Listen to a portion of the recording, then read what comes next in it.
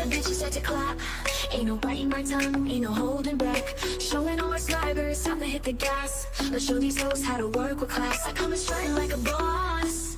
Ain't your chicken heads, no, I got the shit on floss. I ain't hitting no brakes now, there ain't no looking back. Tell it to your mother, you bitches are fucking whack. Bitches always tryna flex. I ain't got no time to deal with the pussy ass stress. I got my middle fingers up, telling all these haters I don't really give a fuck.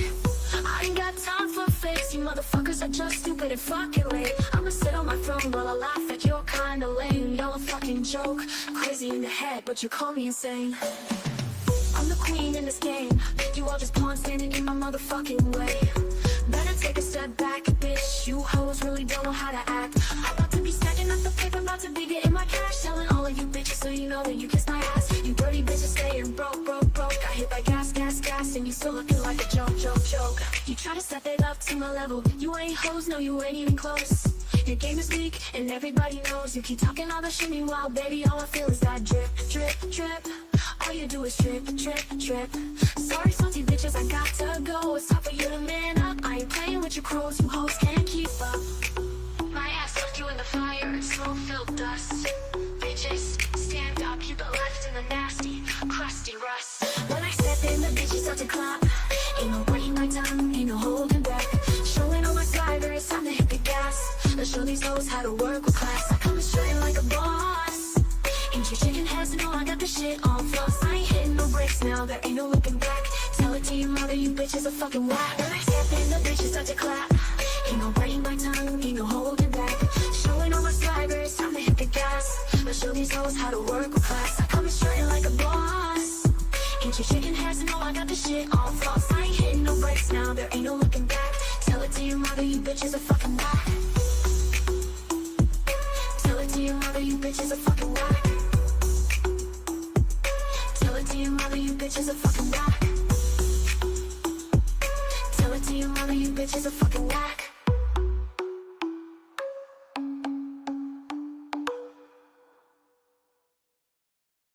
Through the stillness of the breezy summer night, my darkest demons dance in pale moonlight.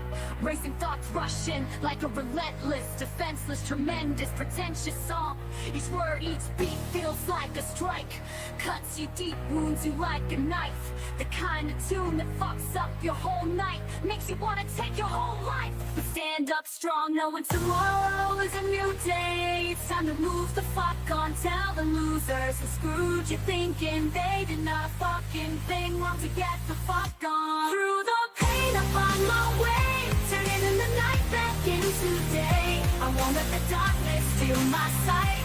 I'm moving on to what feels right. Watch me rise from the ash and clay. Tomorrow's mine, a brand new day. So all you haters talking shit, I'ma let you dig yourself a ditch. I'ma bury you alive, just with happiness. Watch me as I thrive in this world full of darkness. I'm stuck in magic. Just watch me work my magic, cause you know deep down I'm that bitch. Won't stand up strong, knowing tomorrow is a new day. It's time to move the fuck on. Tell the losers are screwed. You're thinking they did not a fucking thing wrong to get the fuck on. Through the pain I'm on my way, turning in the night back into day. I won't let the darkness steal my sight. I'm moving on to what feels right. Watch me rise from the ash and clay. Tomorrow's mine, a brand new day. So all you haters talking shit, I'ma let you dig yourself a ditch. I'ma bury you alive, just with happiness. Watch me as I thrive in this world full of darkness. I'm stuck in magic. Just watch me work my magic, cause you know deep down I'm that bitch.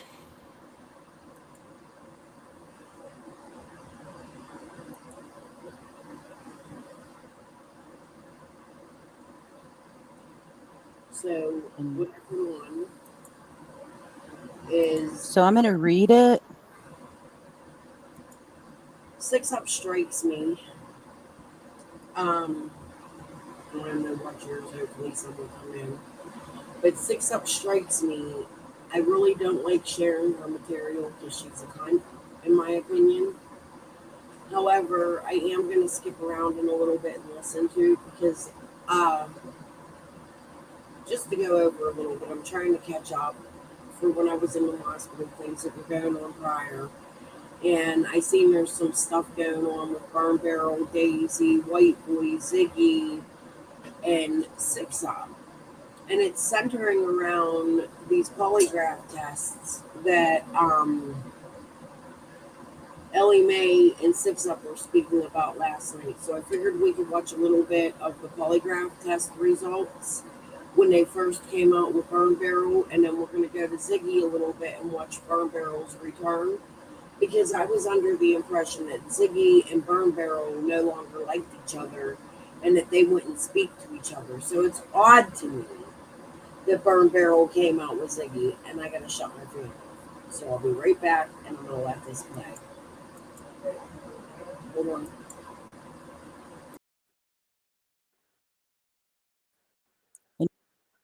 Detective John Pruitt of Hawkins County Sheriff's Department in Rogersville, Tennessee, requested a polygraph examination of Fred Jr. Hill in connection with the ongoing death investigation. The investigation revealed that on February, do you see that where it says body found off floor?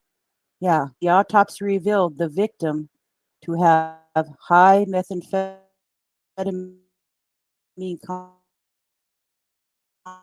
trauma to the head. During an interview on the unrelated issue, which let me go ahead and close some of this other stuff.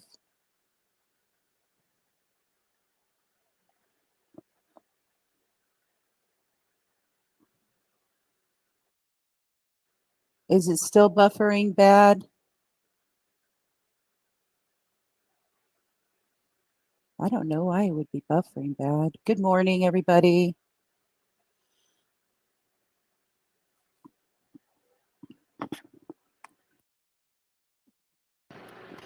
Well, not only does it show that Cotton had meth in his system, it shows that he was a victim and that it was not an accident.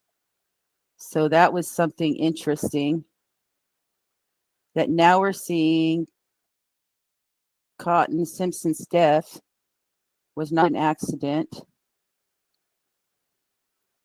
Okay, is it better now? I hope it's better now. It could just be because I have that page pulled up. I'm trying to see. I had a lot of things open. And I need to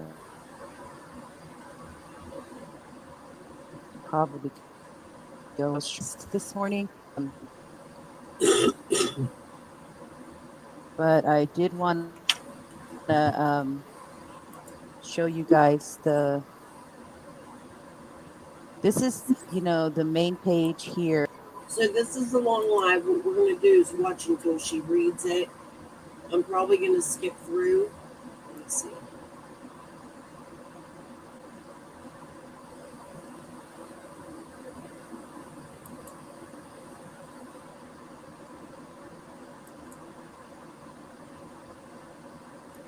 Totally unintentional. She didn't mean to open it. She didn't realize even Fred's because he doesn't really get that much mail accident. Okay, is it better now? I hope it's better now. It could just be because I have that page pulled up. I'm trying to see. I had a lot of things open, and I need to probably go this morning. But I did want to show you guys this is, the main page here. And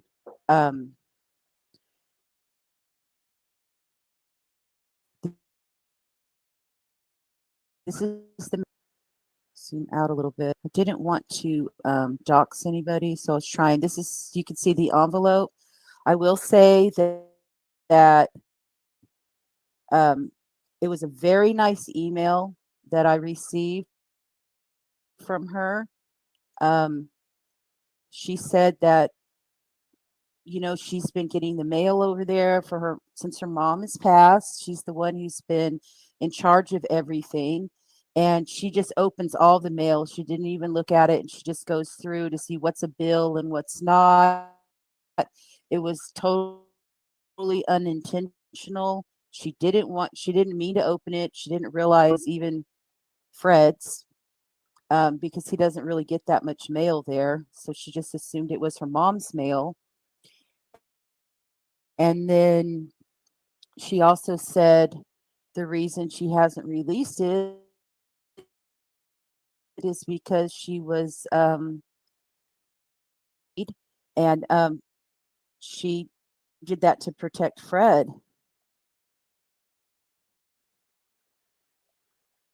She did it to protect Fred. And but since Fred is telling everybody he wants his stuff released, and him and Ziggy have been saying this, and they're saying it's the sisters. The sister came forward and she said, well, if they want to show what it says, she was trying to protect Fred, she said.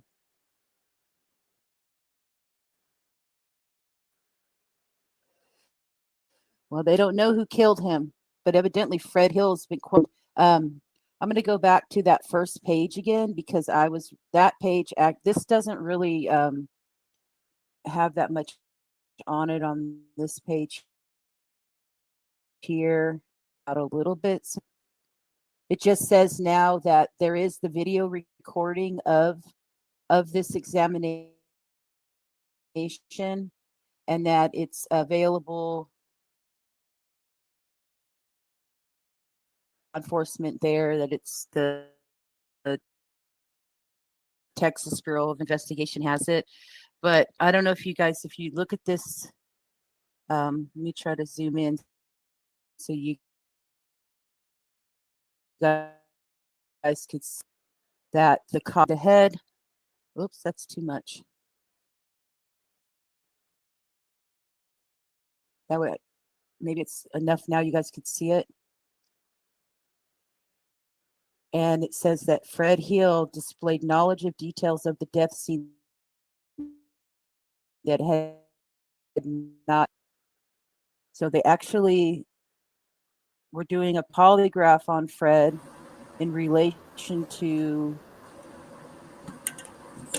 Cotton Simpson's death, which his cause of death was blunt force trauma.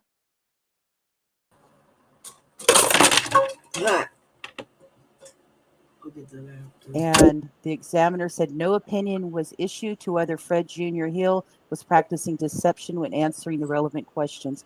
So it was not no deception. He did not pass it. I agree with that. I don't think Fred passed. I think they couldn't send the results by mail because they assumed somebody in that crooked ass family would open the envelope and look at it, right? We have a whole family that's known in the area for dealing. We hear Jody Sue multiple times speak about she can't send her kids to the bus stop because of the traffic that comes in and out of Fred's parents' home. So we also have an area where Ellie Mae, Fred's sister, is accusing Fred of many different things, like clothing, and there's just a lot here between the two families. So, speaking of which, real quick, before we move on, let me open up another tab here. I'm going to go to my channel.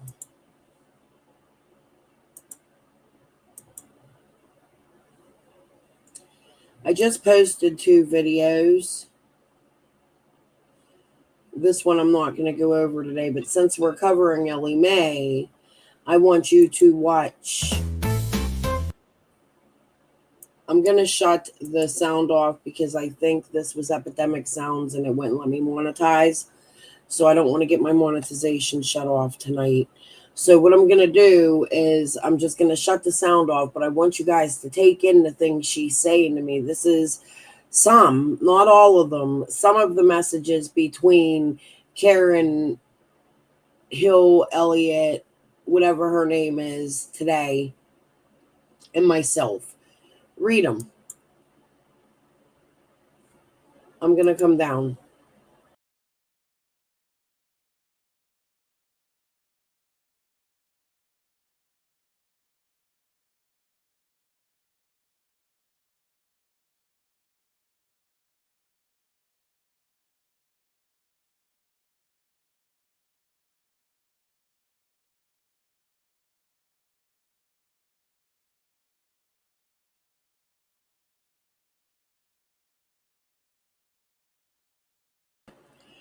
So what she was doing here was Ziggy was upset because she was claiming court papers and trying to get insurance money on her parents. And Fred and Ziggy were saying what she did was illegal and that she added her son, saying her son wasn't a family member or something or other so that she could collect insurance money.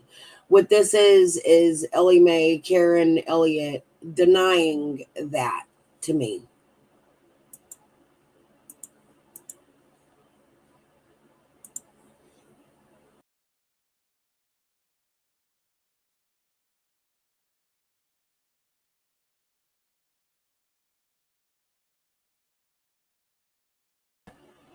Last night, Jody spoke about a clip we watched on my channel where Laura was saying insurance money, car money, this money, that money. So what we're reading right here is Fred and Laura were passengers in Mom's car when she had an accident, and they settled separately for Mom for a small amount of money. I found the paperwork. I don't know what she's thinking. No, it was back before the incident happened in Virginia, and they claim Mom and Jolie set him up so they could get his insurance settlement. So they were already fighting about this insurance settlement when Summer had gone missing. Fred was upset, stating that his family, his mother and his sister Jolie, stole some insurance money from him. And then Fred came out here saying Jolie was on bath salts. However, now he's changing that story and saying it's Karen that was on the bath salts and why everything happened. So I'm extremely confused. Fred and Ziggy, if you want a link, you're welcome to come to my chat. Karen, 6 up. If you want to strike me, I don't know what to tell you. It's bullshit, considering you share everybody else's material every night, and I'm not going to be sharing that much of your shit. Fuck you.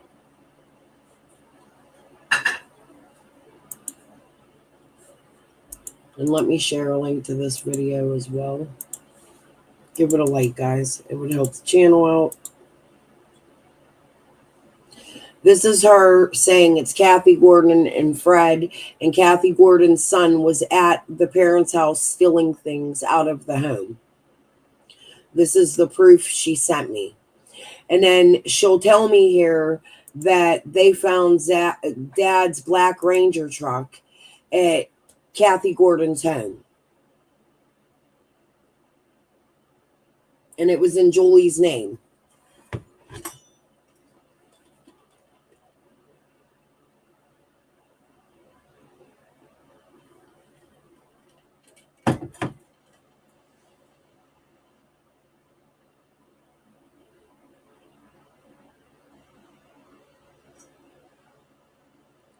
This is still about the property stolen, insurance fraud. She's telling me here that she's not been out of her family's lives, that she's still very much involved with them. But in other messages, she also tells me that's why she's not involved with them. So I don't know which one it is. Now, here's the part. What hurt me most was him and Ziggy was putting on YouTube that I have found his drug stash and I have found his money he had. Now, she gave me an amount. Those are the messages I'm looking for. This was a done video I already had that I put out today. But it was a very large amount. It was like a $50,000 amount or something that she was saying went missing and Fred was accusing her of. Maybe 28,000, somewhere between 25 and 50,000.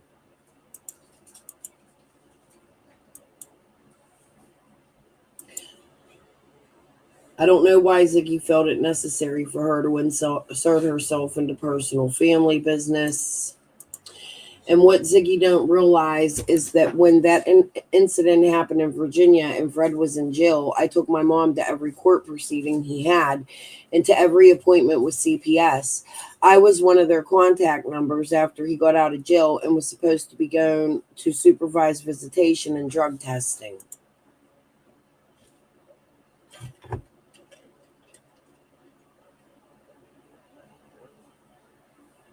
Come on. It's a whole other world down there, that's for sure. That's when I left Beach Creek. I left all the people behind too. I don't really associate with nobody. That doesn't mean I wasn't part of my family's life. That just means I was a grown-ass woman that did not live on Beach Creek and expect my mommy and daddy to take care of me. Quite the contrary. I help mom and dad, Fred and Laura, quite a bit. And so has my sister. I mean, really, if I was such a piece of shit, how come I was the only one that would go bond him out of jail when he went for the misdemeanor crap? She's talking about the boots. None of his buddies in Laura Shores, heck, didn't go, even though she was getting the money to. As a matter of fact, Laura was on the phone with Ziggy, while she was doing a live trying to hustle her out of 900 at the same time. But I was at the jail bonding Fred out. So she's saying that when Laura came up on panel for the first time, Laura was demanding $900 and that she was down at the jail bailing Fred out of jail for boots. But that doesn't make sense unless it was the time before. I believe I got my marriage license and I believe they got married before a preacher, but that still don't make them legal if she's still married to green card guy. And she says she's not, but I've seen no divorce papers. Have you? Ziggy said she got an annulment, but Ziggy, why don't you show those? I agree. Let's see them.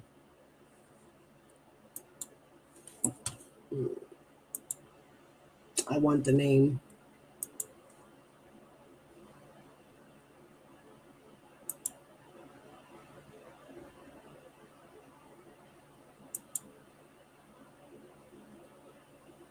Okay. I think he is protecting her. Why else would a woman scorn to keep her mouth shut? You should not put very much stock into anything Laura says either. So this is her telling me that she thinks Fred was protecting Laura. I thought that too. Now I don't. Maybe. Mom told me something about Laura that has struck with me and really bothered me. Mom told me about 3 months after Summer went missing, and they were still talking about it on a local news station, that it had come up on the news, and Laura made the comment and said, "Oh my God, I wish they would shut the F up about that little girl. I'm sick of hearing it."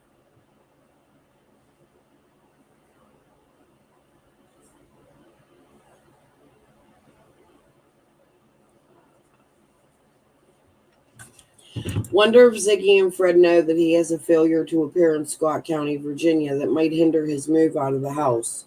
So I'd like to know more about that. I'm going to look into it, because if that's true, why is Fred out of jail and why doesn't he have a probation violation? Is that an accusation? Can you prove that, Ellie Mae?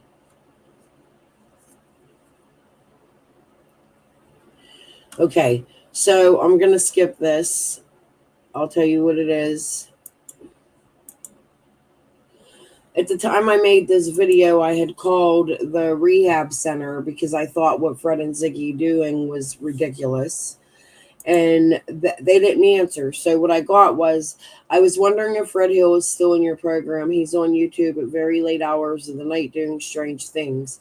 I'm not sure if HIPAA laws apply there, but you should be aware that he's also claiming to be married and taking in a lot of donations and money on the channel Ziggy on YouTube, which he was at the time. All right, here's what we're going to do. We're going to go listen to Six Up and Ellie Mae talk about Burn Barrel a little bit, and then we'll go back to the lie detector test. And I'm going to put this on 1.5 because it's a long live. However, I didn't listen to the whole thing, and I'm only going over Burn Barrel. Because, well, and this is another thing that I want to let you guys know that has been discussed a lot between me and her. And also, I've reached out to other creator friends that I have that I know for a fact that their number one priority is doing the right thing concerning missing children, specifically Summer. And I asked them, should I show these emails that Karen has? Should we show them? Or what should we do? So I kind of thought about it, and I don't really feel comfortable yet with that, but I do feel comfortable enough because I know what we're talking about here to read them. So I want to know what you guys think about that too before we get started. We also have some content we're going to play and talk about. Karen does have to work tomorrow, so I'm going to try to keep it to a minimum, and I did let her know, if you feel tired, you need to skip, go, we are good. Hey, Azen, Tangeray, Nana, Crazy Aunt, Popcorns, and Eminem. Hello, everybody. Welcome in. Yeah, but what I'm going to do is I'm going to ask Karen. Karen, do you remember the first time that you talked to the Burn Barrel? Yeah, that's when I had sent her the polygraph. Mm-hmm.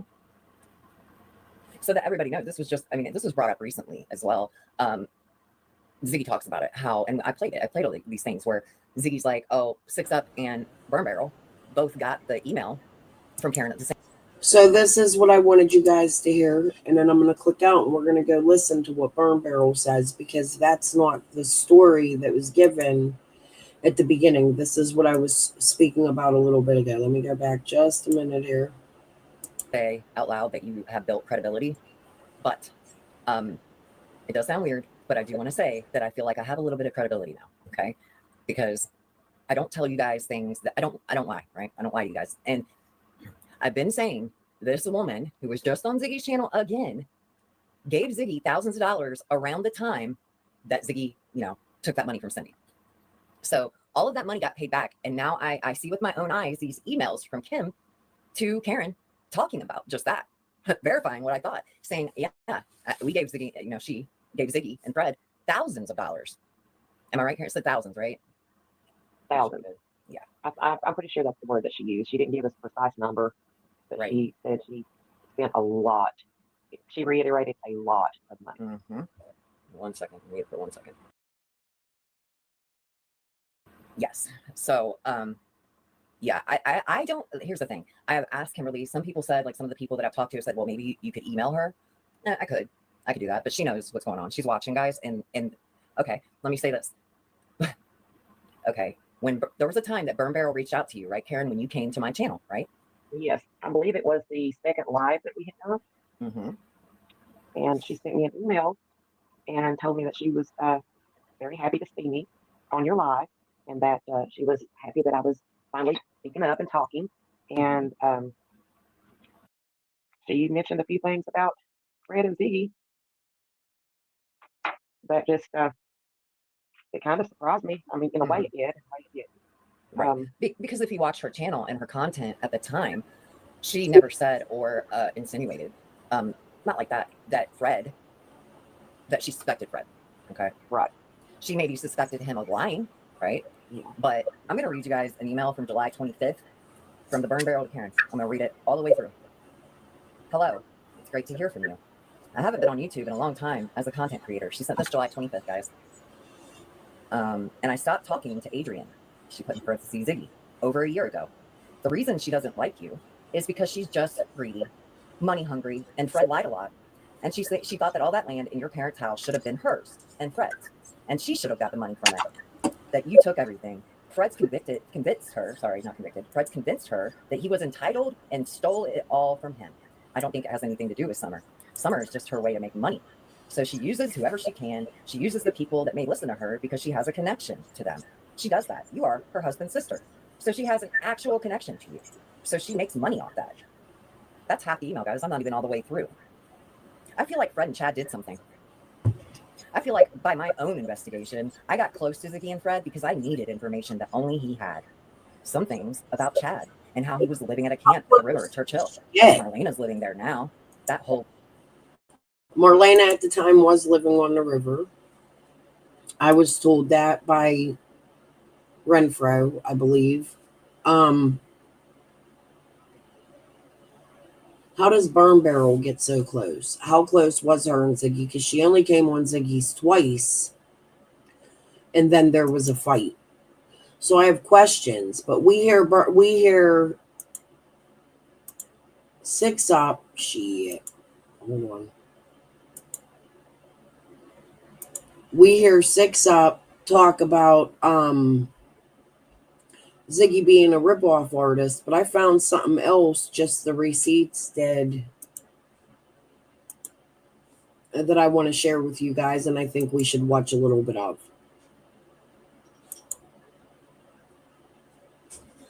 That's what I said. I'm going to be I'm sorry that you don't have that in your life.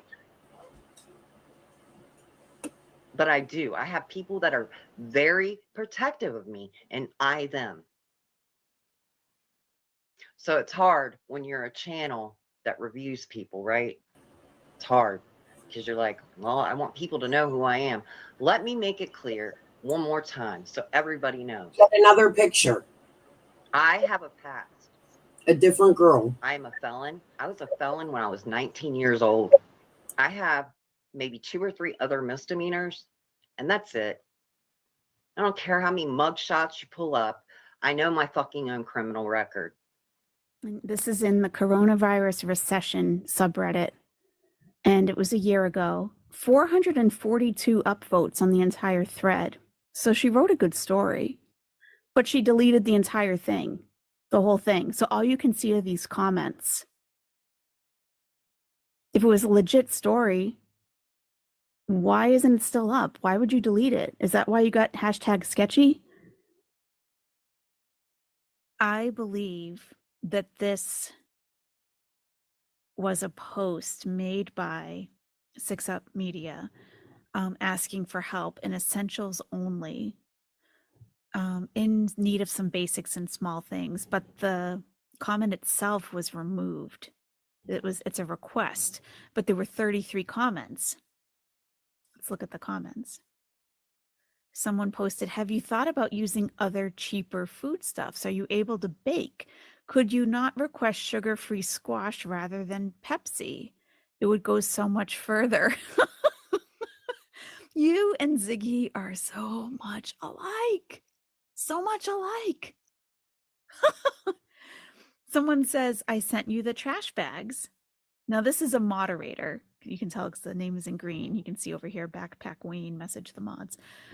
You're awesome. But someone else replies, please cancel this order if you can. The user has the wrong address on their wish list and has been using multiple accounts like Jiffy Do 2420 and Jiffy Dough. Too late. I guess they conned me out of garbage bags. Okay. Yeah, so it's Jiffy Dough, so here we go. There's a moderator says, I hope someone is able to help you. Jiffy Dough replies, me too, hun. Thanks so much. Moderator says, have you tried finding a local food bank in your area? I know a lot of people who cannot qualify for food stamps can sometimes get help at food banks, especially this year due to COVID. She replies, So Six Up's account was flagged, many accounts. That's what we watched last night. And she was on here on a consistent basis, constantly begging for money and doing strange shit. There were people sending accounts that didn't exist. To me, it looks like it could have been a laundering situation. I'm not sure. But Six Up, you have some explaining to do. I called a local church today that runs one. They will call back within 48 to 72 hours, doing all I can. I'm new to the area, so still learning. Plus, we use bus line to get around. It will all work out. I have faith. I hope the local church is able to help. If you want to list your city or DM me, I could try to do some digging to find possible local groups that may be able to help. And she says, I live in Cincinnati, just moved up here from northern Kentucky. The moderator says, I'll do some research today and post what I find. And she posts all these links, update, help with gas, help with car. And Jiffy Doe says, good stuff. Thank you again. You're very welcome. Thanks you so much. I really appreciate that. And this person posts like food banks and all kinds of assistance, like all the links. So Jiffy Doe responds, about like the multiple accounts and everything and the address being wrong. I will check my list and see what's going on. Thanks so much. Look at this. Snoo Cookies, 4909. Wow. All you do on here is say everyone is a scammer. This is 2 years ago, guys. 2 years ago. 2 years ago. All you do on here is say everyone is a scammer or using all kinds of different accounts, and the Jiffy Do and Jiffy Doe are different people from different places. Geez, man, and what you said to that 15-year-old girl, oh my, I haven't seen this yet. It was horrible, and I don't care if you're a mod or not, you're a horrible person. And I will do everything I can to have you banned. I'm new to Reddit and have watched your posts and comments for days, and it's all the same. Everyone is a scammer. I believe you're the scammer. Whole group had something going on that day, and that even ended with them killing Earl Taylor and dumping him in Greenville. Not even, I'm about 3/4 of the way through, guys. Wait for it. Pretty sure they were cooking meth that day. Everyone rounded up pills, heat, plumber, batteries, so Chad could do it. I think Fred was the helper. I think Ziggy gets bothered when you're in the chat because you take away her credibility. You make Fred look dumb, and she's a liar. But not because you're trying, just because you speak the truth. I don't think I can help you much because she lied a lot to me. This is how I feel about it. I wouldn't worry about Ziggy or how she speaks about you because anyone that has any sense knows she's not credible, and the things she says are lies. She's just a grifter. Have a wonderful day. She had a lot to say. That's just one email. Yeah.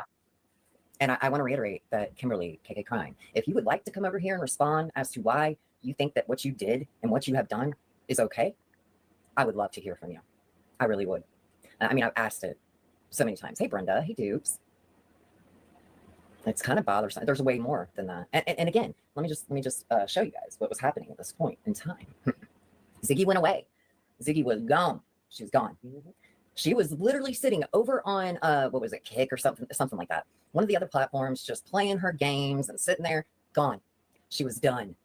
There would have been no more Ziggy. KK Crime, KK whatever the fuck your name. There would have been. You are complicit, in my opinion, to the fact that these motherfuckers are still on here doing what they do. And when They gave no opinion, which means either inconclusive or they are choosing not to tell him that he didn't pass. Ooh, sounds good. I think we're having that tomorrow, pork loin. I think that's what we took out of the freezer. Is the audio still horrible? Oh, I don't know why I'm having a problem with the audio. Let me see if I can go into here and see if there's something. So what this is Audio. She's reading the inconclusive to, I'm going to share this video, but I'm going to move on. You guys can go watch it. This is Burn Barrel reading the inconclusive, where she said she only sent it to Ellie Mae, which is Karen Elliott Hill. For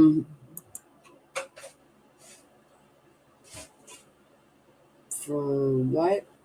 Do you want a link? I'm paranoid because I'm going over a couple videos. Oh shit, it's the CIA. There's a ghost. They're coming for me. Do you want a link? What's so paranoid? What am I doing that's paranoid? You look like a stalker. It's weird that grown people do that shit, don't you think?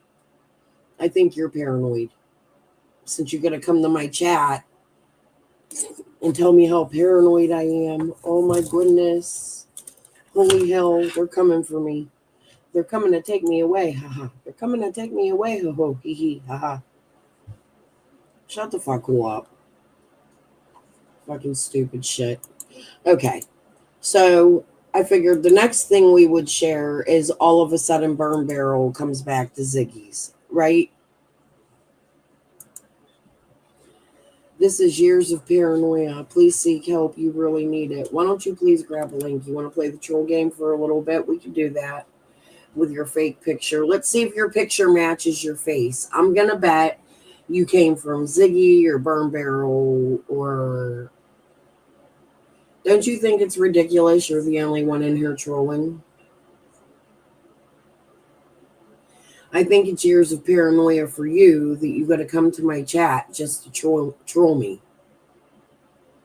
Kind of childish. Here's what we're going to do with you since you couldn't grab a link. Goodbye. I have that authority. Okay. So this is Burn Barrel after her and Ziggy hating each other. They're back on. They're going to talk about her status as an LGBTQ or whatever. I don't have no comment on that. That's not my business. I'm going to skip a portion, actually, because I didn't watch it all. We're just going to go here. We'll go to where Birdie's left a comment. And we'll watch from here. Hold on, we'll start there. Angel on Earth, there you go. Most sense to me is her step brothers and sister theory with them and the... But you're not thinking that Candace and Dawn are involved? I think Candace knows now. You're I so think cool. she learned later, but that in the beginning, I don't think she absolutely knew completely. I think Candy Hair set it all up. And Dawn? And I don't think Dawn. No, I think the whole point was they hid it from Dawn. So remember when Candace went to Georgia with Deanna and that whole thing, and Dawn gave her the black eye, and it was that whole thing. I sent her money for that because they were trying to get away. So that whole freak out happened when I came to her about the whole situation with her. So I have questions.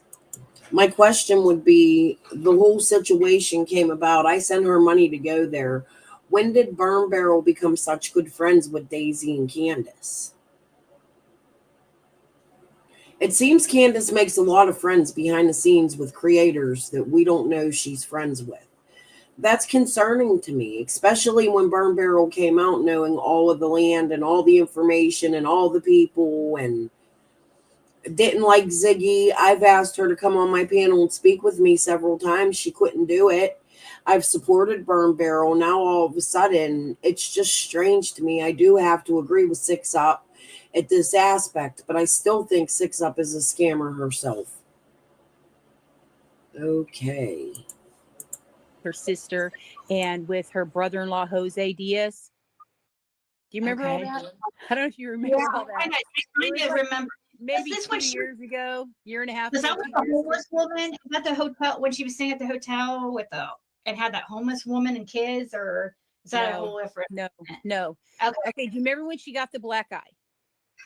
Gosh, hasn't she had I do, yeah. The big black eye situation, and then she took off and she disappeared, and she was in Georgia. Right? She went to Georgia with Deanna. So she took off and left because her and Dawn had a huge blowout, and it all started over me and her are all talking about, I think that her mom set all this stuff up. And remember when she did the 3-way call with me and Candy Hair? She set me up on a 3-way call, and then Candy. Yeah, I remember you telling me about stuff. that. Yeah, I don't think you posted it or anything. No, right? No. This was all private, behind the scenes, like me talking to Candace, Mm-hmm. And when she freaked out like she did. What isn't a connection, Cassandra? Can you show me what isn't? The trolls are real tonight. Let me go to my channel. I never said it was 100% true. What I said was it's a possibility if we're looking at the traffic and lane. I look at several different lanes in Summer's case, in any case, just like the police would. You hear the TBI and the FBI say we investigate all aspects of the case, right? So when I look at this, I give my opinion just like many others do. Hold on.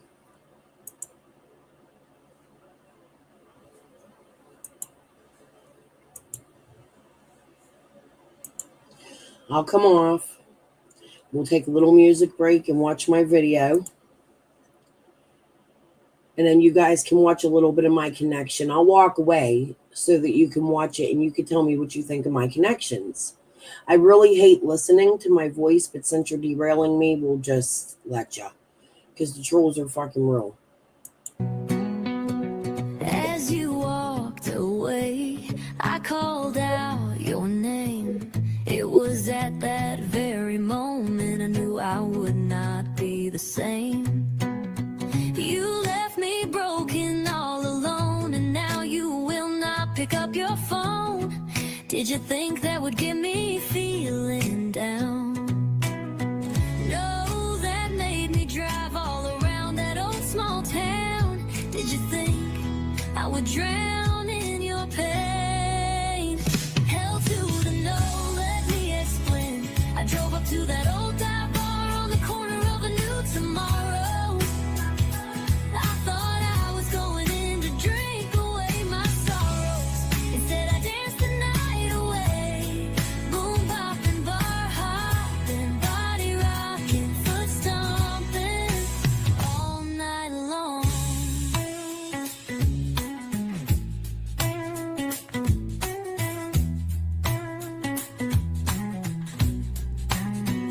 As you drove on by that old glowing neon sign, you see me walking in with someone new. You thought you left me broken and alone, waiting for me to pick up that damn phone. Did you think I would move on? It was a new day you left for me tomorrow. Hell to the no, let me explain. I drove up to that old bar on the corner of a new tomorrow. I thought I was going in to drink away my sorrows. Instead I danced the night away. Boom bopping, bar hopping, body rocking, foot stomping all night long. Instead I danced the night away. Boom bopping, bar hopping, body rocking, foot stomping all night long.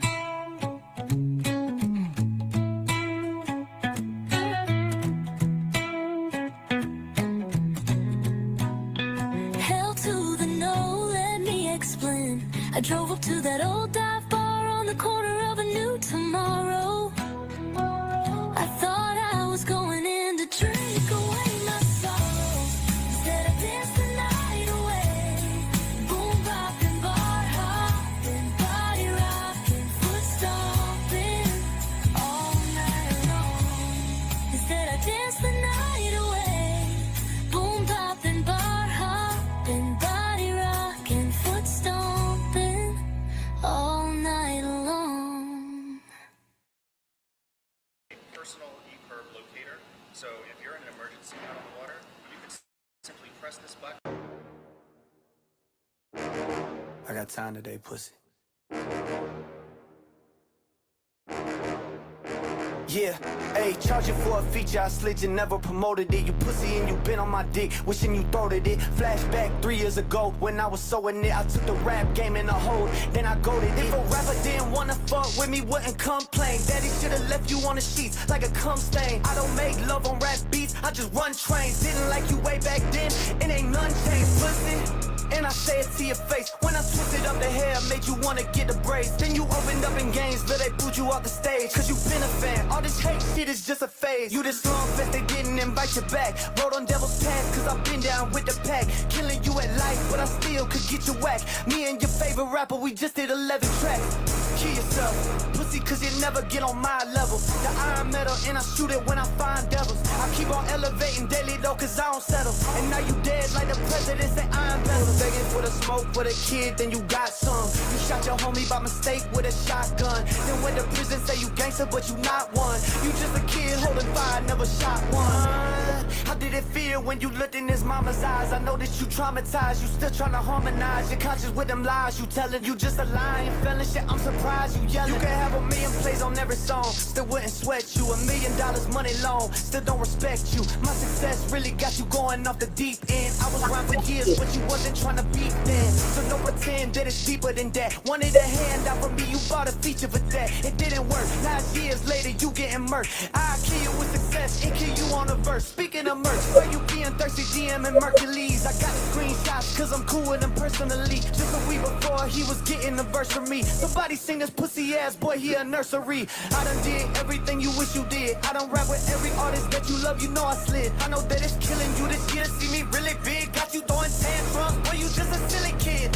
You were begging for the smoke for the kid, then you got some. You shot your homie by mistake with a shotgun. Then went to prison, say you gangster, but you not one. You just a kid holding fire, never shot one. You thought that you did something with that weak ass verse. If you die was on the tee, I'll piss on the shirt. Then show up at the grave site and shit on the dirt. The pandemic got you broke, so I give it his word. Never looking for a handout from a grown man trying to come at me for the smoke. You got no chance, can't even get inside your mind state. Man, you dropped that song on Valentine's Day because you lonely with no romance. Jelly roll, struggle, yellow wolf, they don't fuck with you. SCFMG, they my dogs, they don't fuck with you. Every rapper that you ever met had enough of you. That's why you ain't got no features. They see what I see, that you a hater on the low and the leech. I make one phone call, Pablo will come eat you. This was written with the same pen I did either. Jay-Z wouldn't want none either. Pussy, you was begging for the smoke from the kid, then you got some. You shot your homie by mistake with a shotgun. Then went to prison, say you gangster, but you not one. You just a kid holding fire, never shot one.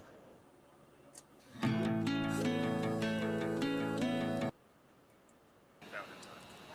that's something everybody should get. For sure. Next we have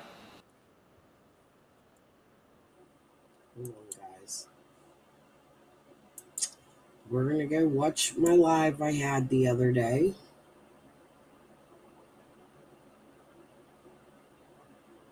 Oh no, I think I clicked out. Hold on. Because I'm so irate and paranoid. Cassandra can't even grab a link, can she? Who's crazy, Cassandra? I don't think that would be me since you're being a little bit of a pussy. Why do you trolls come over, run your mouth, and then not show your face? It's immature. It's dumb. And what Angel said. What if it does turn out to be true? A lot of people are going to be eating a lot of dick.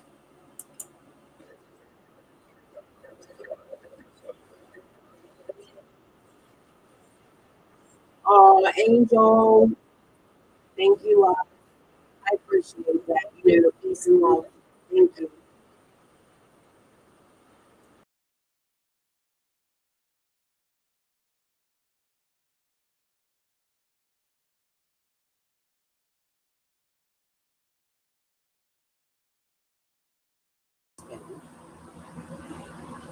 Hold on. Wait a second. Let me shut this fan off.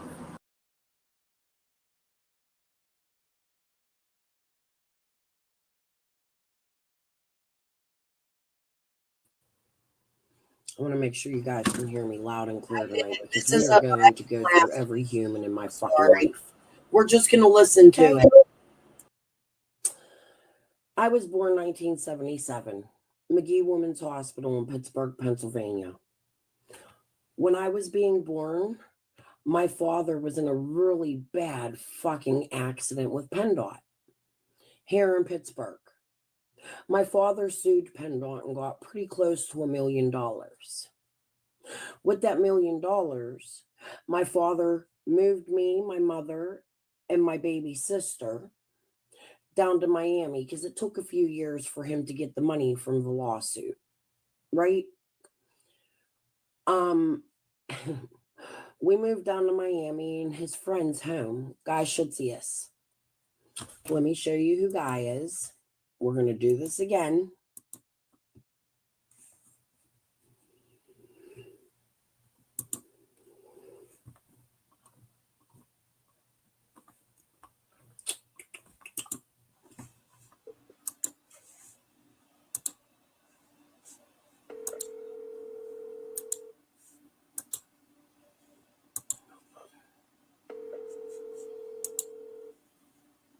Morning, team. Yeah. Morning, team. Who am I speaking with? Guy should see us. Oh, Guy, this is Crystal. Why are you answering my father's business? Excuse me? This is Crystal, Marty's daughter. I called the number that is listed on his business, SGD Building Contractors, Inc., and it comes directly to you. Why are you answering his phone number? Because he had a business set up with me, Donnie Ryland, and him to go down when the hurricanes happened. Unfortunately, I didn't want to be in business with your dad because I was many times and it never worked out. So why he got your number, my number attached to that still is just because he just never follows through with anything. Okay, well, I would like my dad's stocks, and I'm going to the U.S. Marshals today. Have a good day. Bye. His what?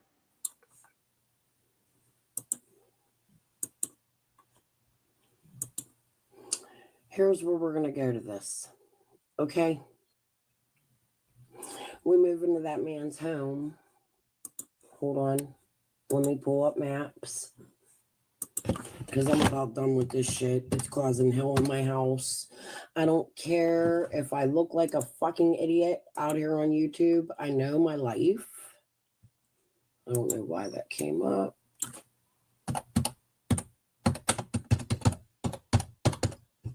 My thumbnail is of this house.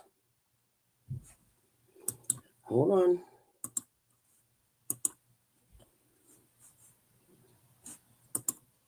You see this house? If you look next to it where the black car is and the big palm tree, there were some people there that were Colombian. They went by the names Felix and Maria. However, I remember the name Carmen being mentioned in circles when I was a kid. My parents went into business with them. They sold flan at boat shows. Now, if you research back in the 80s, you will find out that these Miami International Cigarette Boat Shows, hold on, we're going to go 1984. Actually, no, we're going to go to my history because I had a hard time finding it. Let me go through to my fucking history here. We're going to go find something. And I'm going to tell you a little bit about this.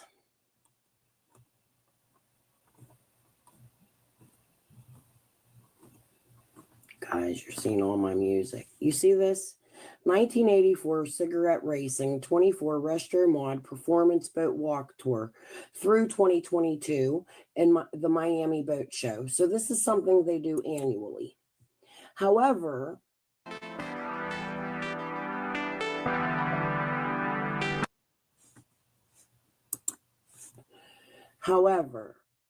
in the 80s, a lot of the people from the Cocaine Cowboy days would go there and use the boats as a front. They would sell things like flan or homemade candy. It don't fucking matter. That wasn't really what they were selling. It was the Cocaine Cowboy days. Now, there's literal pictures in my family of that boat show. There's pictures of my parents with the people next door who had a white owl, a monkey, tons of fucking money. I think they're doctors now or something. One retired as a doctor. But they definitely were fucking Colombian, and they weren't into good shit. So I believe it was 1985. My father had to come to Pittsburgh to tie up some loose ends. Right before he came to Pittsburgh, the people from Tennessee came to this house to visit us. Oh, they took all kinds of pictures with the neighbors, Felix and Maria, and statues that were given to them. Those pictures circulate all through my motherfucking family. Okay. Hey, Karen Renfro, you out there? Would you like to come tell them about how you visited this house when I was a kid? Why don't you tell them about the little wall on the side there, how you and our cousins picked up all kinds of lizards and drove them back to Pittsburgh and Tennessee? And I mean, we can go on because there is pictures in both of our families of this. Bitch, you know that as well as I fucking do. Now, in my opinion, I think my father brought the people from Tennessee up here to do deals. Well, down south. Because these people sold a whole lot of fucking white powder. I used to see kilos. When you'd walk in this door right there, you see the garage. Then there's a little wall. Let me see if I could zoom in.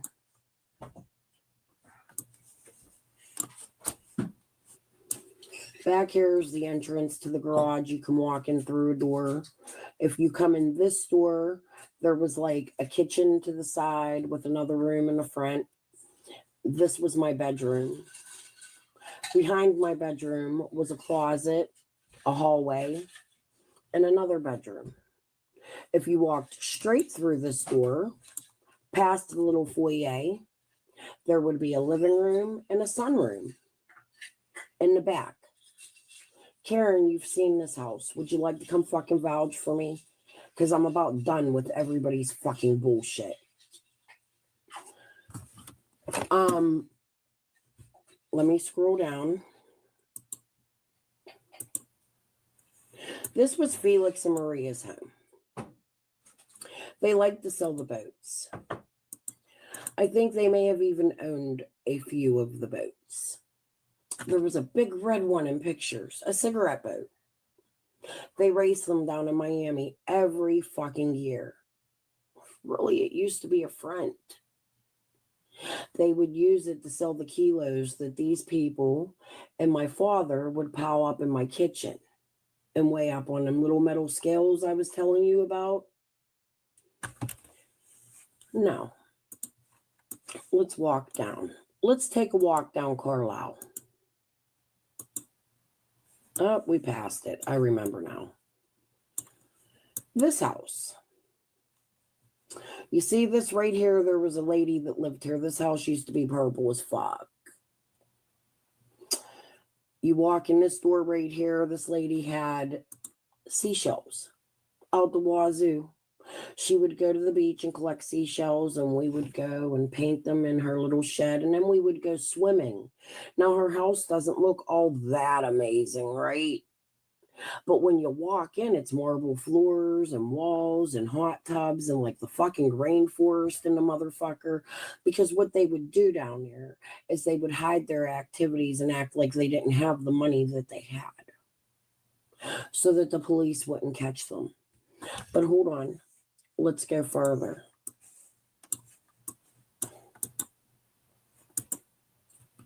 Because we're going to get the glass for it in a minute. Hold on. I went a little too far.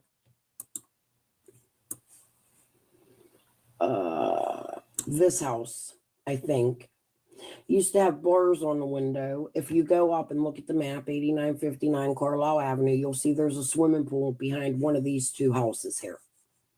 There was a monkey. Everybody had fucking monkeys.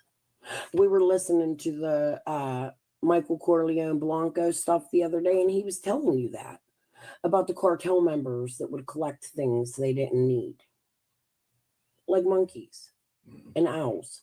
Every house had a toy or a pet, an exotic pet. Pretty much that's how you knew who they were. You knew they had the money from the powder. right? Let's continue.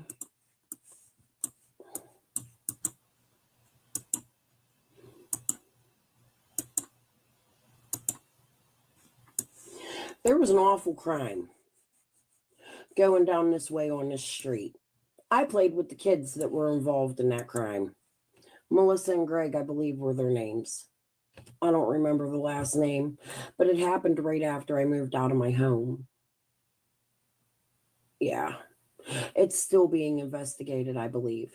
If you go the opposite way on that street, what you're going to find is a little boy named Juan, who I believe was Pablo's son.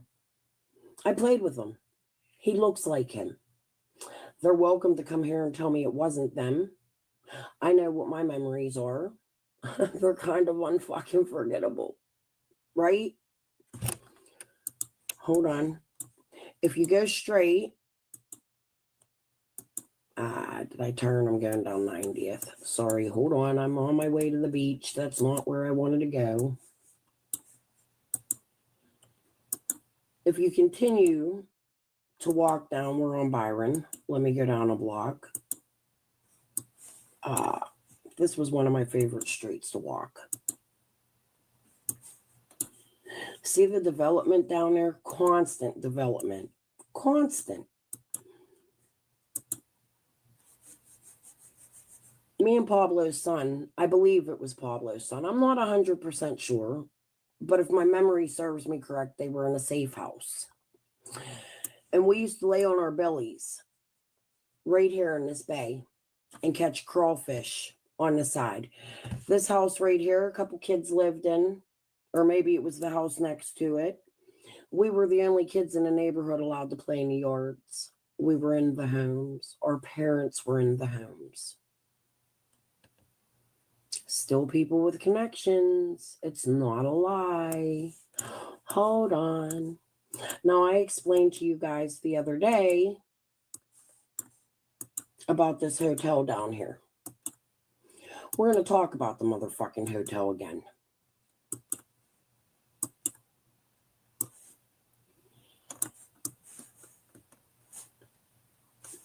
Where am I?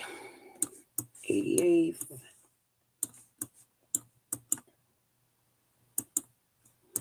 Can anybody tell me what these fences are?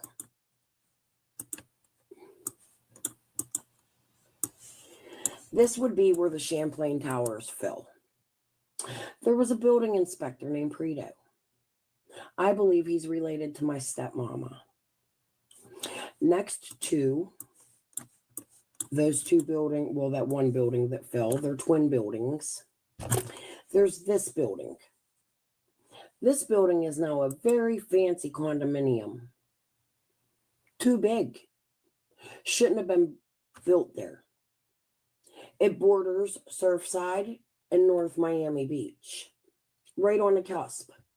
Between the hotel and Champlain Towers is the end of Surfside. So Mr. Preto, the building inspector, got away, who I think is my family. We're going to find the fuck out. Not my family. My ultra mean stepmommy's family. Because her and my dad really didn't have this thing. She went to Puerto Rico. She came back married to another man. Oh, it's a long story. However, she had a baby. Like, behind my dad's back and shit. Like, no fucking shit. And so, this building used to be the Holiday Inn, and then it turned into Deezerland, and then it was knocked down, and this building was built illegally, in my opinion, and these two buildings fell. But way back in the 80s, when it was the Holiday Inn, my father would sell coke out of it. Lots of it. I watched him do it. He had a friend named Bert. There was a pool in the back. I believe it was shaped like a guitar or a car. We swam in it because I didn't like the ocean. It made me itchy. So we would swim in there all day while my dad sat at the bar with Bert selling Coke. Oh my fucking God. You can't fucking believe it when neighbors going to boat shows and fake fleeing companies to pass off what they were doing. Because that's how they did it back in that era, in the cocaine cowboy days. But I wouldn't know nothing about that. Now hold on, we're going to take another walk. Because we're going to come right back up here to Pennsylvania in a fucking minute. Let's take another walk. That's 2 blocks away from my home. I believe, is this my block? Oh, yes. This would be the block we walked down to get to the beach. You could see the fucking building from my block, right? If you go down Collins Avenue, oh, just to right here, you are in Bell Harbor. Anybody know about Bell Harbor? That's where Griselle Blanco had all of her businesses.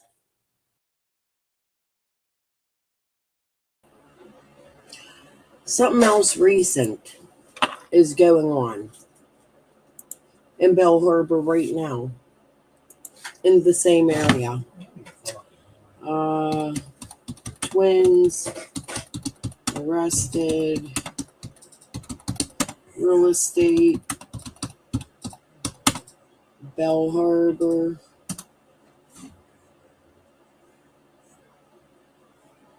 How long? Let's find a shorter one. This is something going on right now in the same area. Women who reported being forcibly raped or sexually assaulted by at least one of the Alexander brothers. Investigators in both New York and Miami say 3 brothers in the real estate and private security family businesses are serial sexual predators and allege that their heinous behavior dates all the way back to high school. But now they are facing very serious charges as federal prosecutors pledge to take down men who prey on vulnerable people, no matter how rich and famous they might be. Welcome to Sidebar, presented by Law and Crime. I'm Jesse Weber.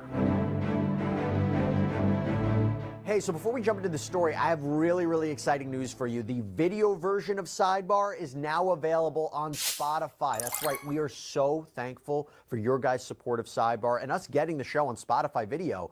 It is truly due to how loyal this audience is. So thank you so much. And yes, you can now watch and listen on the go, from Diddy to the United Healthcare murder updates to crazy court moments. It is all on Spotify now. So right now you can scan the QR code on these charges is because you have to think the brothers have been sexually violent with women for more than 20 years. So when you think about this, between Jeffrey Epstein, R. Kelly, Sean Combs, Mike Jeffries, sex trafficking charges against wealthy, high-profile individuals have become more and more common over the past few years. And I've said it before, I'll say it again. Why you're seeing wealth. I think tomorrow or after this, we might go over this. I'm not going to do that now, but the area still has a lot of trafficking going on. This is proof of that. These brothers were from the same area. I don't know if any of y'all have been following that case, but it's extremely interesting. I need to catch up on it. So maybe we'll watch it tomorrow night. I think that's a really good idea. But anyways, let's go back to this. I believe there was a point in time I met her in public in one of her businesses when my father went in and talked to her and went into a back room. Not a fucking lie. It's my life. But my husband will tell the police while I'm trying to report crime that my life is a lie and I never lived here. And he's trying to make my children believe that my life is not real. Oh, it's fucking real as fuck. So real that tonight we've been watching them interviews with Michael Blanco. He advertises for a Bill Bondsmith in California. I believe my dad and his brother Cheeky used to also run businesses together because I remember Cheeky's face. There was a time my father was arrested. We were taken out of the car. We had to go to a limousine service where the cabs and the limousines were kept. Somebody had to come get us, me and my sister. Now, after that, my father, to run this cab business and take prostitutes and run his little fucking coke, he started locking my sister and I into a closet. It started with hey, Angel. It started with he locked us in the back room in their bedroom. And then me and my sister took baby powder and spread it everywhere. We were little. I was in 3rd grade. My sister hadn't even started school yet. 2nd grade, 3rd grade. My teacher's name was Miss Armeo.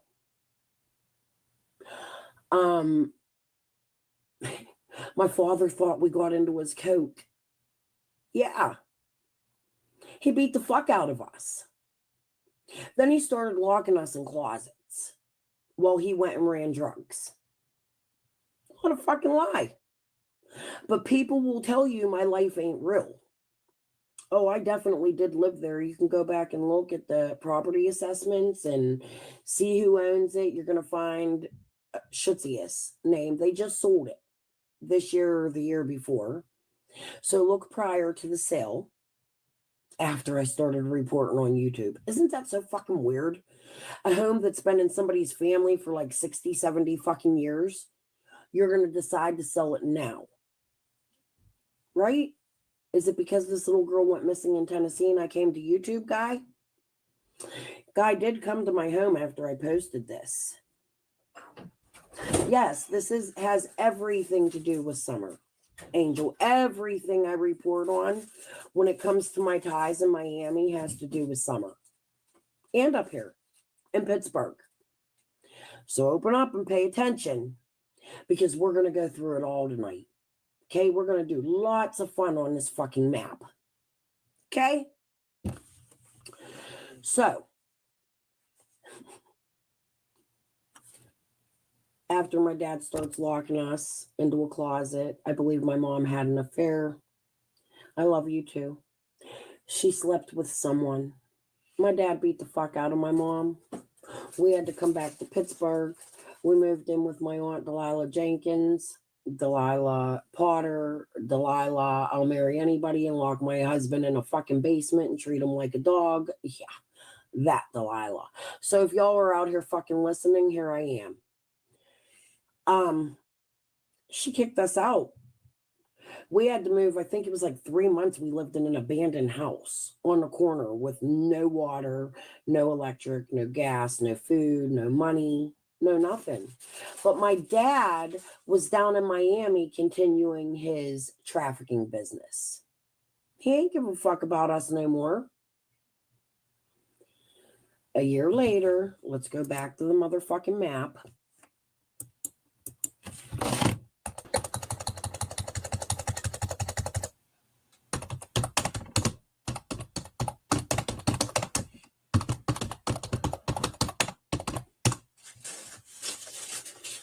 Oh, it's blocked out. I fucking wonder why, Nancy Webb. How you doing, bitch? It wasn't blocked out like a year ago.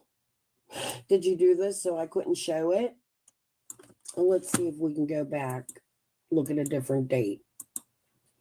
Because ain't that funny? The only house on the street that is blocked is the one I'm about to fucking report on. Right? Wow, that's fucking amazing. But how about before we even go on the street, let's go up this street. Hold on. Damn it. It won't let me.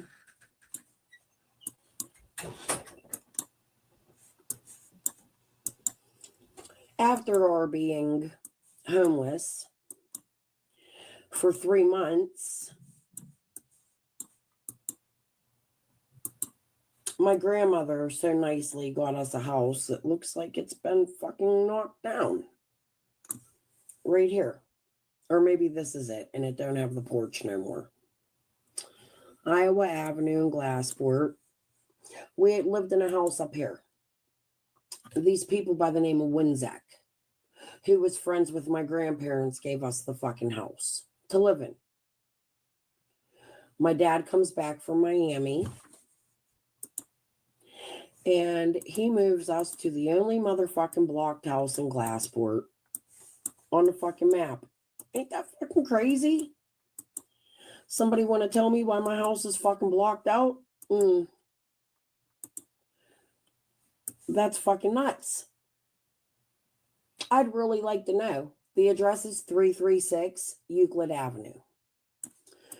If you look across the street, right here at this house, there was a family that lived there that my family was very close to. Will not dox people. They're assholes. One of them became my sister's best friend, and one became very jealous of the spoiled little blonde girl that moved in across the street, and she hated my fucking guts. She caused me hell for life in Glassport. Hi, Tony Leschnock. I will say your name, cunt, because I think you're out here talking shit on me. So, their family would be connected to the We Can Bring You Hope people and my friend Chester. My parents were also very good friends with them. Another family moved in after they moved out with the last name Malseed. That's who I thought Prayer Garden was. Remember when I was putting the name Malseed? I no longer think Prayer Garden is that person. I think she's a woman named with the last name of Gladakowski. I think she is the mother of a cunt. So, we're going to skip a little bit here. We're going to take a walk through my hometown to a bar, a couple bars. But we're going to do my favorite bar last. We are going to walk.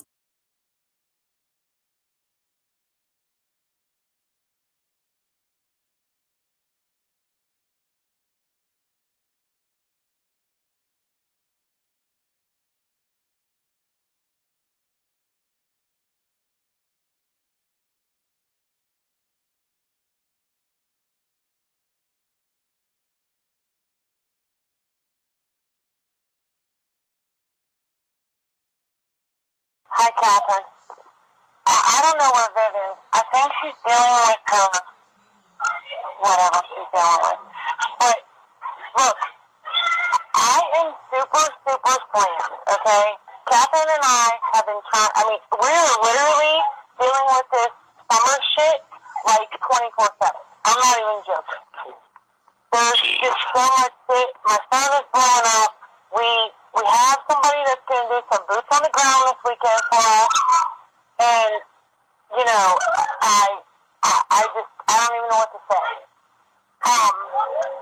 We just got we've got 2 new cases so far in Arizona that are missing persons cases. We're supposed to get a 3rd. I need everybody to pitch in and help. And I'm really fucking pissed that Scott left because he was very effective for us, and he, you know what I mean, he was trying to help out, and, you know, I think he got kind of nervous when I put that post out this morning, but again, I'm not chasing anybody.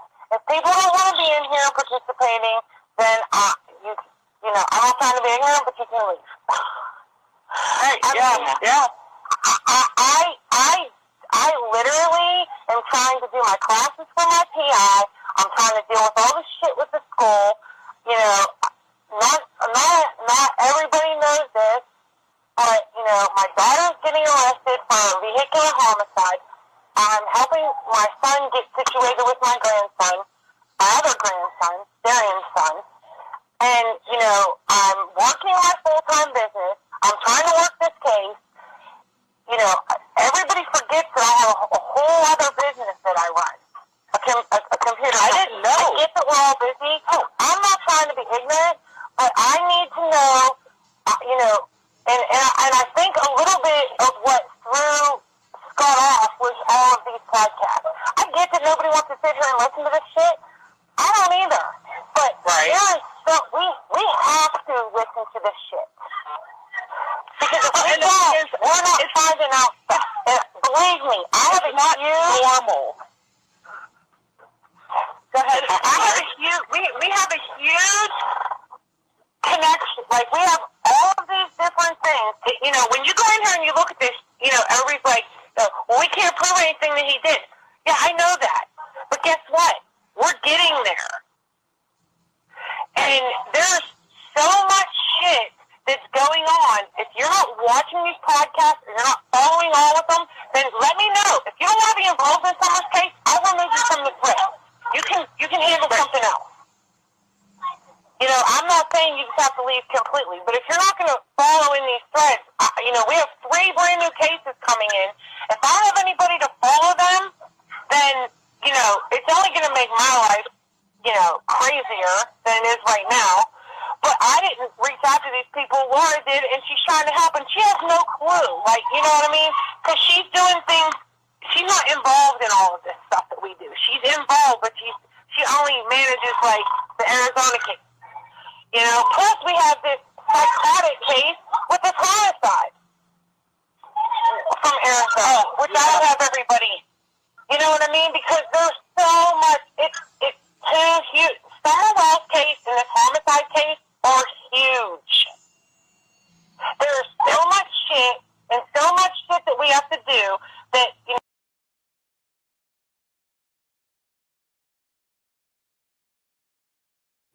This is a store. They have the best hoagies. You guys call them subs. Us up here in Pittsburgh call them hoagies. This right here across the street from the store was where my grandmother lived. Her name was Betty Hockenberry. Now, real quick, before we go further, let me go to my channel, to my page, to my posts. That's my grandma. That's her. She was remarried by that time. She wasn't married to this man no more. She was married to a man named George Burgett, or Burgetts, something like that. Burgett. Okay. So.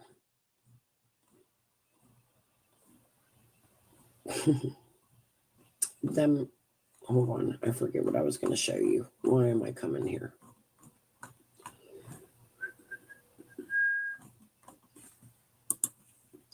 This is my grandmother who lived in that house, in that apartment. Let's just go back here because I forget what I was going to show you. We're going to turn around. That's my buddy Mitchell's house back there. My friend Amy lived here. Okay, we're going to go right down 7th Street. Actually, no, we're not even going to start there. We're going to start way at the other end of Glassport. Not really at the other end, a few blocks.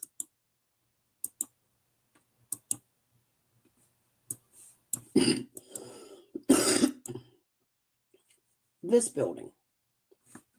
Now see, hold on. This building right here. Not long, it's now a thrift shop.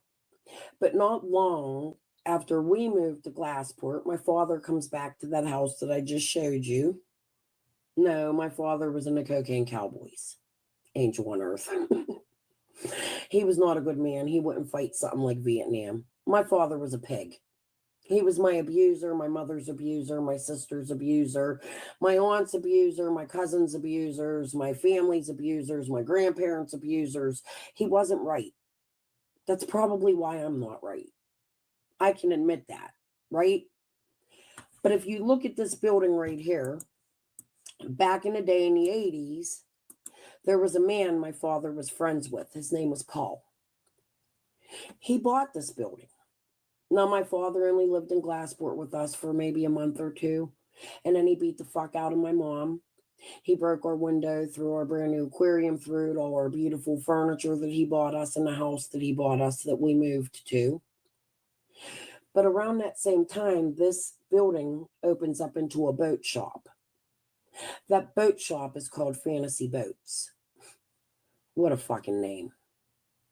Now, you see, I gave you the connection to Miami, how they would use boats to traffic. Funny fucking thing, huh?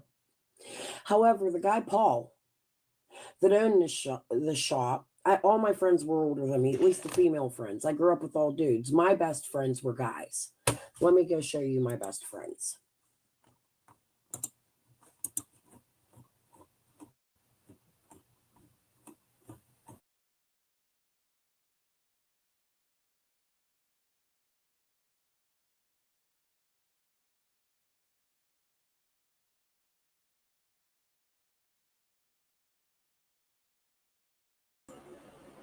You want to know something? One of the people in the pictures I'm about to show, I think if I show it,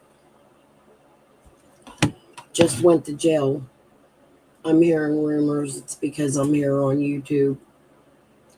He got busted, and he's one of my best friends. I don't know the depth of the story, but if that's true, then I've been out here snitching on my friends for this little girl. That's not smart, nor is it safe. But people would say that I'm lying, and I wouldn't go to bat.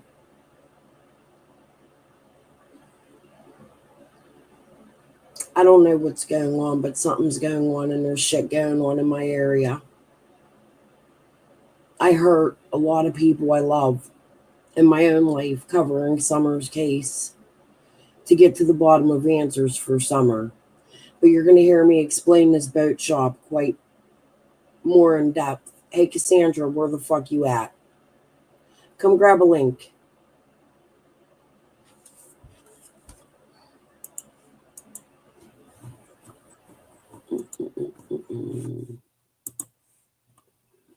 This is who I hung out with. Hold on. This is my friend Rager. This is my friend Adam in the middle. And my friend Frank. He's in white. We were bad. This group of 3 people plus one other girl, when we were like 12, 13 years old, we fucking robbed our first store. Do you want to see that store? I could show it to you.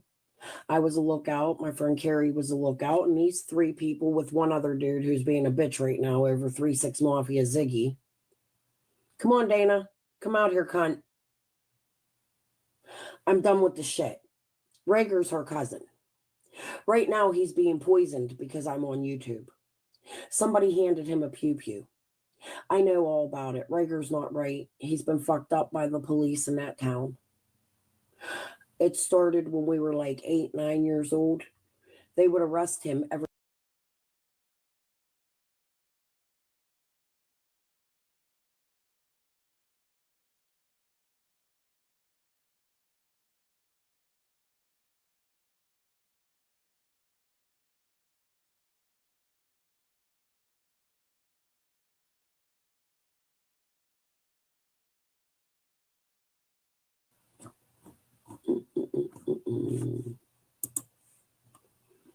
This is who I hung out with. Hold on. This is my friend Rager. This is my friend Adam in the middle. And my friend Frank. He's in white. We were bad. This group of 3 people plus one other girl, when we were like 12, 13 years old, we fucking robbed our first store. Do you want to see that store? I could show it to you. I was a lookout. My friend Carrie was a lookout. And these 3 people with one other dude who's being a bitch right now over 3-6 Mafia Ziggy. Come on, Dana. Come out here, cunt. I'm done with the shit. Rager's her cousin. Right now, he's being poisoned because I'm on YouTube. Somebody handed him a pew-pew. I know all about it. Rager's not right. He's been fucked up by the police in that town. It started when we were like 8, 9 years old. They would arrest him every time he walked out the fucking door.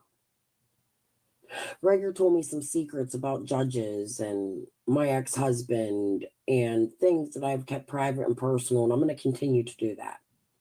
However, it ties into Summer's case, in my opinion. Okay, so this is the fire station. We used to go there for carnivals. There used to be a bar right here named Johnny K's, where Rite Aid is. My mom used to work there. They used to deal out of there too. Okay, we are going to walk back down the 7th Street.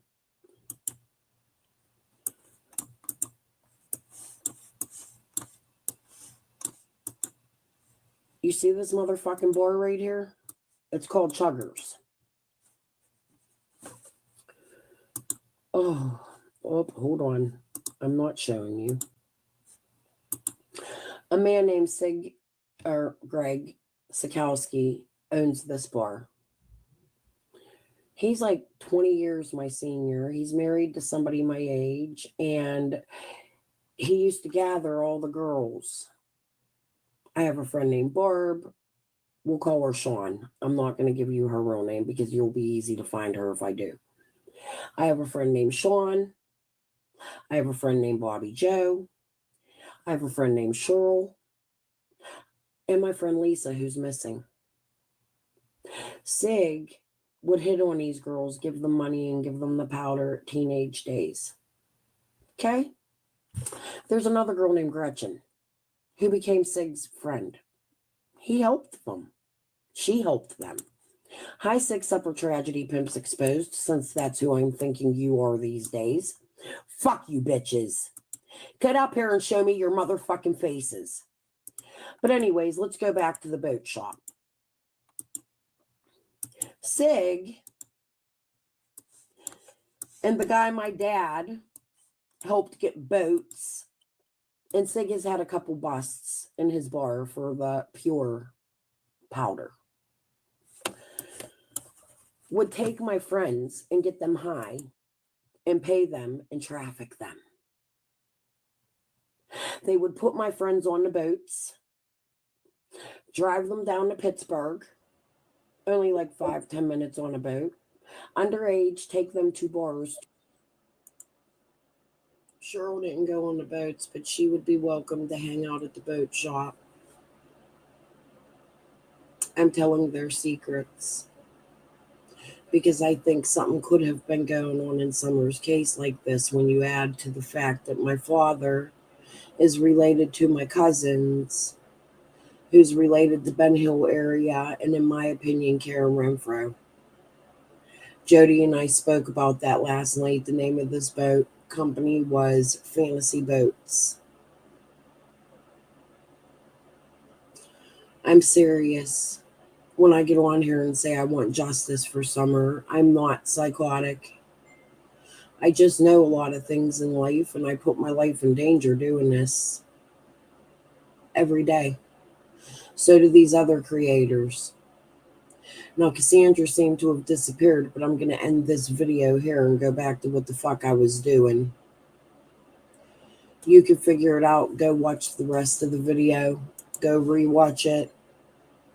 We're about halfway through it. Ernie connects at the end of this. You see, there's a wrestler Ernie knows. I think they may even be cousins. And I had a school teacher named Shell, a guidance counselor. He made my life really hell. Just a lot of crooked shit that goes on in this little town that I'm willing to out. Because I want answers for this little girl. And because I have a friend, Lisa, who was connected to all of this when I was a kid, who's missing. I'm not fucking around. This is not a joke. I loved Lisa. I loved Chester. I don't know if my parents 100% were connected to anything, but it makes sense to me, especially when I know my life like the back of my motherfucking hand. This was a night I doxed everybody in my life. I've been out here hurting people in my real life and being hurt in my own home and my own community because I'm covering Summer Wells' case. And the one thing that's fact is We Can Bring You Hope was playing fuck shit games in Summer's case. And that they connect right to my little shit town. It bothers me. I'm done playing the fucking games. So Cassandra, you can gladly kiss my fat white ass. Thank you. I'm not paranoid. True crime is just really true crime. Okay. So, where was we? We was going to watch the Burn Barrel a little bit. I want to go till they talk about White Boy, and then we're going to go watch a little bit of White Boy, and then I'll end since I was derailed. But we still got a little bit of time here. I'm going to come down and just listen. Hey, Ziggy, you know where you connect to. Made me question if it seemed pretty legitimate, because I came at her, I came at her with the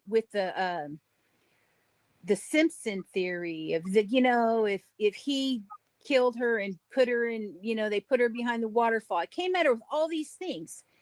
And she, you know what? She didn't care. She didn't want to talk about it. She didn't believe it. She didn't freak out until I said, I think Jose Diaz and Ida De Leon and Stephanie Kirk came up and got Summer. That's when she started freaking out. And Candace freaks out when she gets caught in something. And that started freaking out. And that's why Dawn Wells maybe blames CPS, because isn't these people connected to CPS? One of the ladies work for CPS. Yes, exactly. So Stephanie. So that could be like Dawn, maybe he knows about it. He was a part of it, and now he can just be like, maybe he regrets something, or I don't know. Who knows? Maybe he's not part.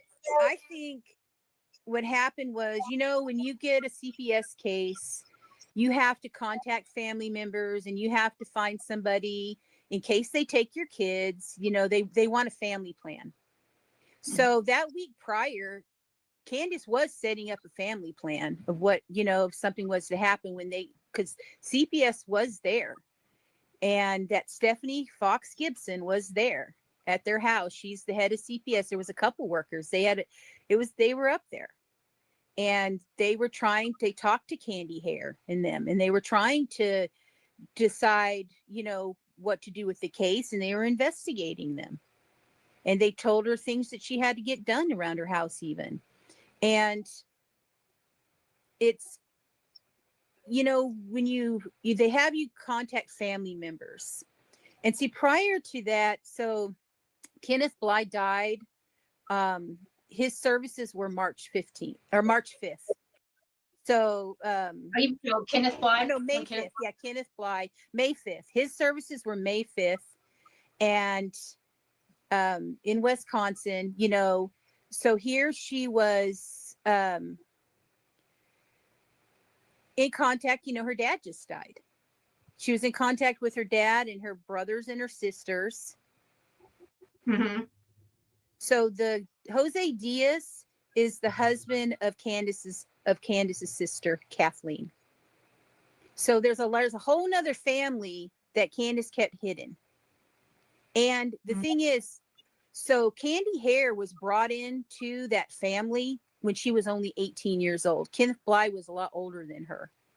And they were all working the carnivals. They were all carny people.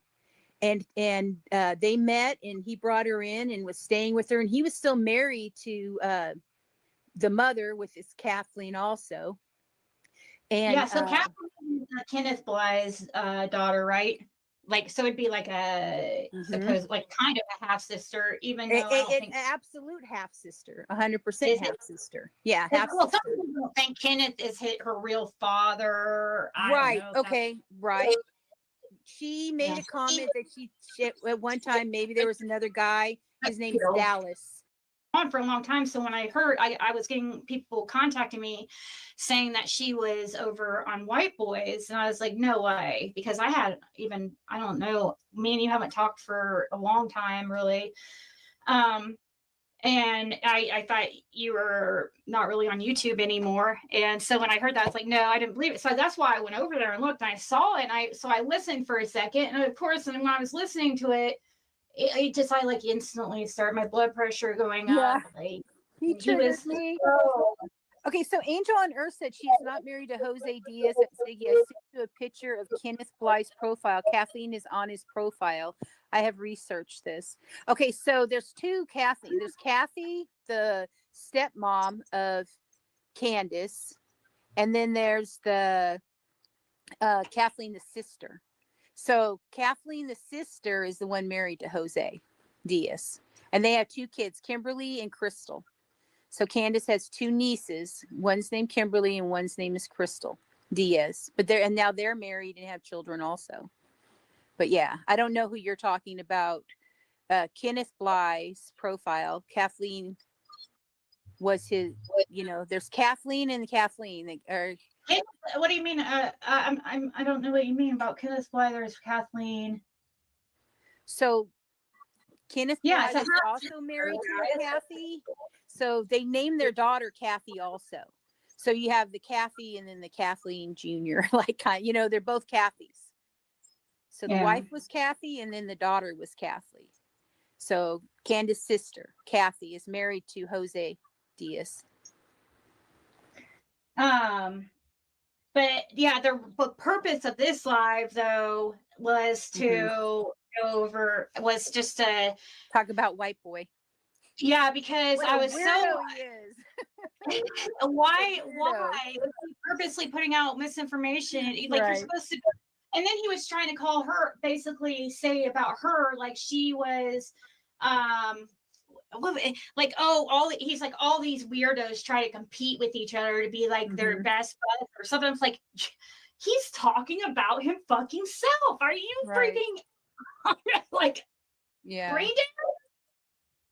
So yeah, like I support everybody, whatever, you know. That's why I was friendly to him. I respected him. Yeah, it's a half sister. Candace has half sisters. It's a half sister, but it's still her sister. I said it from the very, like, that's the very first thing I said. I said half. I asked her half sister, so that came out immediately. Yeah, it's her dad. The dad was married. Obviously, we know that Candace only had. We know of Jeannie and Rose.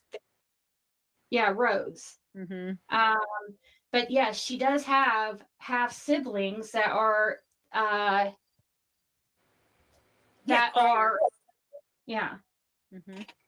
I'm not even sure. I'm not even sure.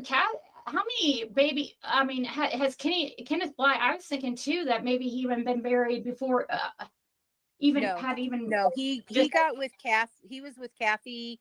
They were like teenagers when they got together. Here, right? To you all, right?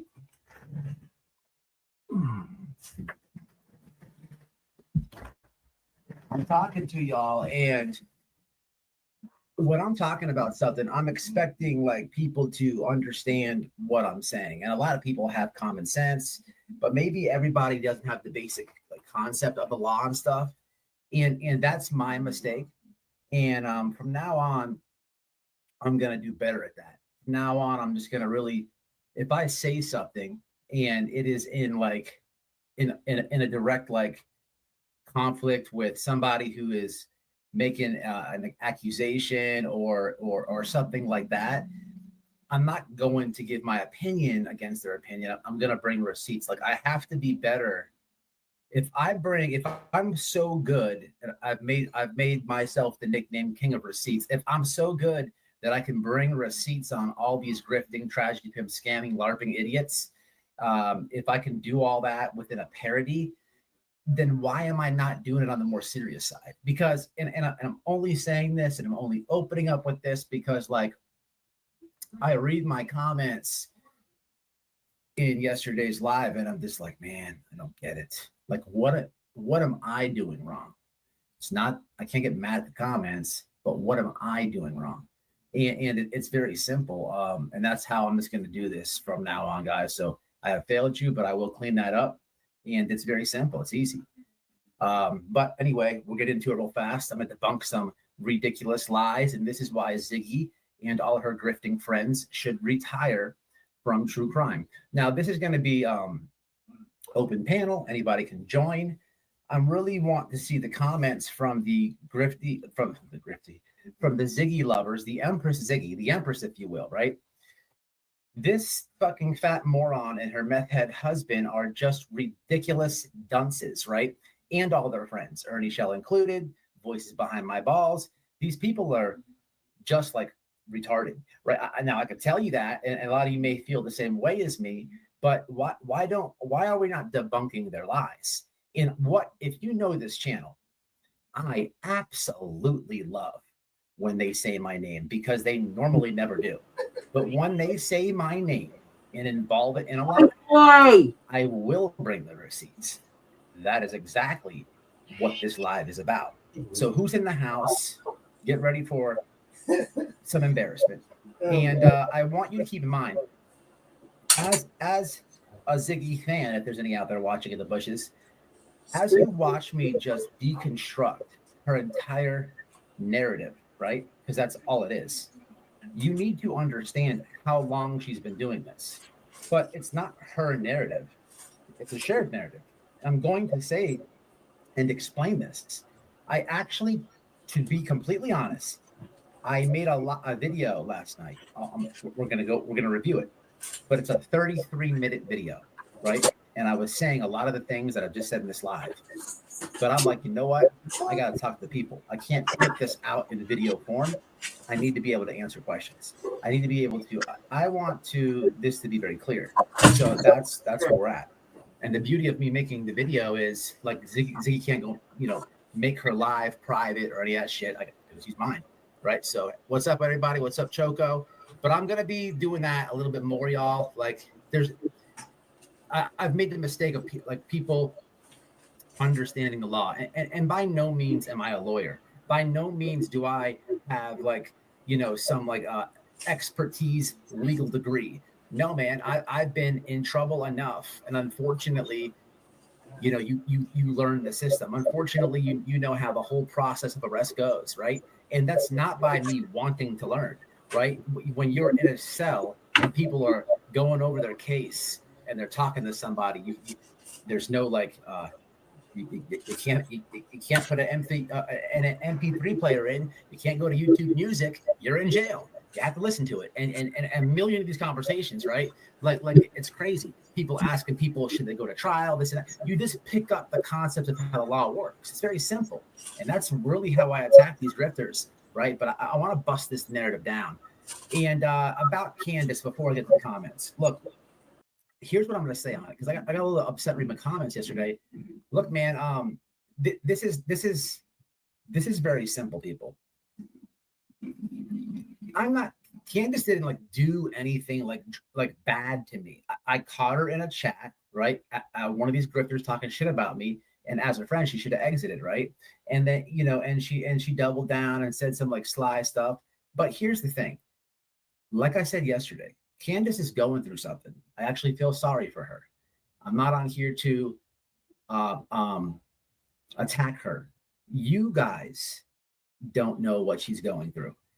What I'm telling you is, right, as a friend, I understand. It's going to come out. How in the world can it not come out if she's talking to all these weird people, right? So, and I already know it's out because only I knew. And then this is how YouTube works, right? I can keep my word. It's simple, right? I don't kiss and tell, right? I'm not going to just for YouTube say, I got all the information. If I give somebody my word is my bond, man. Like it ain't going nowhere, right? So why do I have to run to the internet and tell anybody? I know how this shit works. Someone else is going to do it anyhow, right? So it's simple for me to keep my word. But I know what she's going through. There's a reason for the insanity, right? But with all that said, as a friend. So this was September 20th. What day did Dee pass away? I'm curious. I don't know what this has to do with Ziggy. I can come back and we can watch it a little later. Did y'all see Benny? He stopped in for a minute. He wanted to say hi, floppy britches. Angel had to go. I only got 19 people in there, nobody chatting. Hopefully some will come watch. Give the live a like. Peace and love, guys. I'll be back later, maybe, if I'm up. I slept, and I just drank a whole pot of coffee, so I might be back. I'm going to go listen to some music. I don't have the tolerance to stay more than 2 hours at a time. Peace and love. See you later. Bye.